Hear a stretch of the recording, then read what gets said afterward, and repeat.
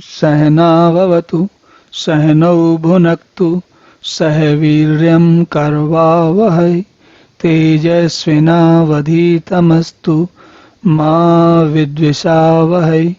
ओम शांति शांति शांति।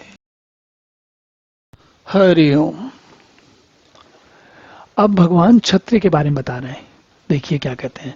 शौर्यम तेजः धृतिर्दाक्ष्यम युद्धे च अपि अपलायनम दानम ईश्वर भावः च छात्रम कर्म स्वभावजम। चलिए देखते हैं क्या क्या कहता है। भगवान कहते हैं कि क्षत्रियों के स्वभाव के क्या स्वाभाविक कर्म है। पहला क्या है? शौर्यम, सूरवीरता। दूसरा क्या? तेज। तेज के बारे में हम पहले एक बार समझते हैं, फिर अब वापस आएंगे। धृति, धैर्य। और दाक्ष्यम, चतुरता, दक्षता। दाक्ष्यम मतलब दक्षता, दक्ष होना किसी भी काम, युद्ध में दक्ष होना, तलवार चलाने में दक्ष होना, धनुष चलाने में दक्ष होना, युद्ध के योजनाएं बनाने में दक्ष होना, विभिन्न प्रकार से। और युद्ध में अपलायनम, युद्ध में भी भागना नहीं, जमे रहना। दानम, दान देना। और स्वामी भाव, ईश्वर भाव। ईश्वर भाव मतलब दूसरे लोगों को, स्वामी भाव को हम आज के समय में नेतृत्व के गुण कहते हैं। नेतागिरी वाले नेतृत्व नहीं, नेतृत्व के, वास्तविक नेतृत्व के गुण। तो ये सारे गुण क्षत्रिय में होते हैं। इसमें हमने एक गुण के लिए उस वक्त रुक गए थे, कहा था कि दोबारा बात करेंगे। वो गुण है तेज का। अब तेज के गुण में क्या विशेषता होती है?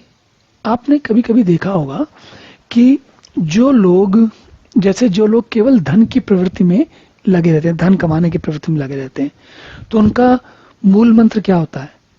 ग्राहक ही भगवान है। मतलब कुछ भी हो, कोई भी हो, किसी की भी खुशामद करो, लेकिन धन आना चाहिए, कैसे भी आए। येन केन प्रकारेण धन आता रहे, ये वैश्य की विशेष पहचान होती है। और मैंने उसकी बात क्यों की? क्योंकि उसके पास धन है लेकिन तेज नहीं होता। तेज आपको या तो क्षत्रिय में मिलेगा या ब्राह्मण में मिलेगा। और तेज विशेष गुण ये क्षत्रियों का है। क्यों? जब व्यक्ति दूसरे के लिए युद्ध करने को तैयार हो जाता है, वो एक विशेष भाव होता है।